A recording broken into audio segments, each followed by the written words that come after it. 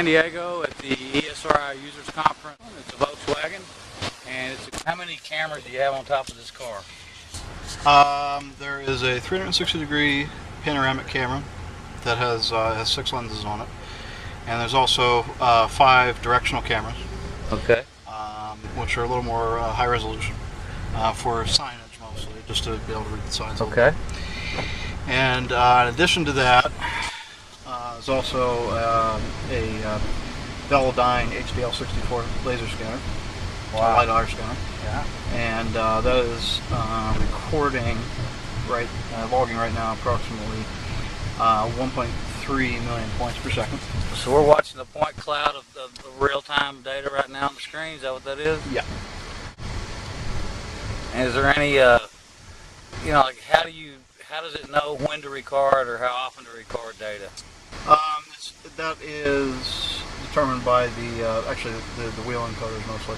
That tells when the camera to fire and take an image, and when you're stopped, the laser scanner is not really recording anything anyway. Okay. So it knows when you're stopped at a light or whatever. And whenever you've obviously got TOPCON GPS on board to help us be geo-referenced, correct? That's correct. And what happens when you go under a tunnel or go under a place where the GPS? When you go into an adverse environment like a tunnel or an urban canyon, right. The wheel encoders they also have velocity information with them, and the IMU that's being used, they supplement the GPS in those types of adverse conditions. So obviously the longer the outage, the worse it's going to get, but that's what's going to help you in the adverse environment. Cool. And then as far as the real-time collection of this data, what is a guess on the without any post-processing, just as we're driving along, what is the potential repeatability or accuracy, precision? As far as accuracy, it's going to be on the centimeter level. How much I don't know precisely. Okay. Offhand. Okay. Because those specifications haven't been published yet for this particular system. Okay. How new is this system? This is the first time we've introduced it. And what is this system, so people watching will know what it is? It's the IPS2. It's all the IPS2 products, whatever they are, it's all encompassed under that. So this would be the high end, the top of the line. This is the IPS2 HD mapper. Okay. Is what we're officially calling it. Okay.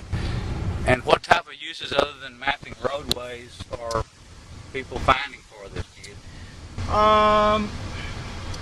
There's a company called GeoNav that we deal with, who's using the current system, the 3.6 system that was on the Toyota. Yeah. And they are they've been contracted to they're mapping utility lines in rural areas. Wow. To determine basically how far the lines sag, when it heats up, and also who's using the lines. Wow. What companies are tied into them. So they can collect all that data from driving by. They collect like a terabyte probably of data every couple of days. And they just send hard drive after hard drive back to the office to get post processed and just keep on track. I think they've been contracted for over 1 million miles of road in the U.S. to map. Wow.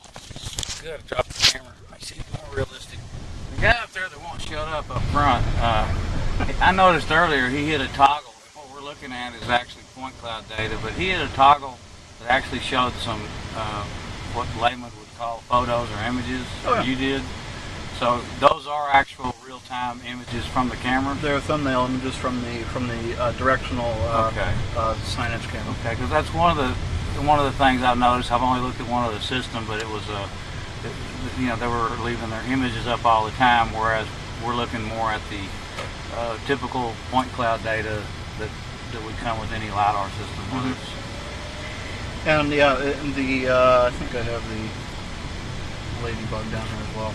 Oh wow, that's the Ladybug camera, the panoramic camera. Okay, here's another question. When it came to if I was doing this for DOT or for any type of road project where I was maybe using this instead of going out and running traditional cross sections or aerial mapping or whatever to create good vertical information for cross sections or whatever, is the addition of targets needed, or do you guys operate totally based on the georeference and the inertial 9V? There is a feature that I think we are developing right now that it will allow you to tie in control points. Okay. Within your point cloud data to tighten up the accuracy of it.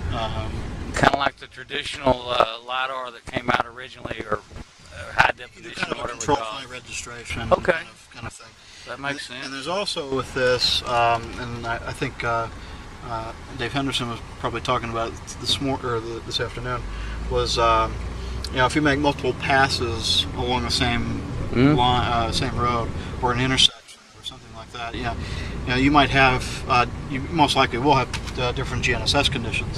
So sometimes when you look at that, those point clouds may not entirely match. So we have a tool that will allow us to match those point clouds together to give us more relative accuracy on the point cloud. Wow, this is really interesting stuff.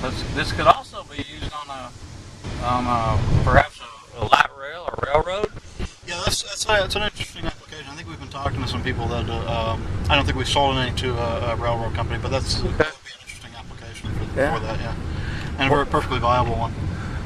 What about putting this either on a boat or putting the vehicle on a barge and mapping around port areas where there's a lot of concern for security and what's going on? Right now, no, but I think eventually to get there, right now we're kind of dependent on the wheel encoders. Okay. For a lot of, especially, to tell the camera to fire. Right. Et cetera. But I think eventually it'll get there to where we can do mount on a boat and just scan the coastline or stuff like that. Yeah, because there's two applications I would think of. One would be, of course, they're mapping with LiDAR out of airplanes on coastal mapping, but just around a port area, there's so much things going on and so much need for checking for structural changes and things like that. It seemed like that might be an application you guys would look at. Well, we have driven around the convention center here in San Diego. We've seen point cloud data. We've seen images from stationary cameras and panoramic cameras. And do you specifically rely on GLONASS, or do you have a combination of GPS, GLONASS, whatever? Combination. It's as with pretty much all of TOPCON equipment, it's GPS. Right. What's the range that you've been able to drive away from your base? And well, I guess it really doesn't matter because you're post-processing. Well, it's all post-process kinematics, okay, basically. So whatever the standard rules for PPK are. Okay. With 6+ satellites, it's like 20 minutes plus whatever your baseline distance is. In this case, I think the closest the station that we've been processing with is in Escondido. It's about 50K away. Okay.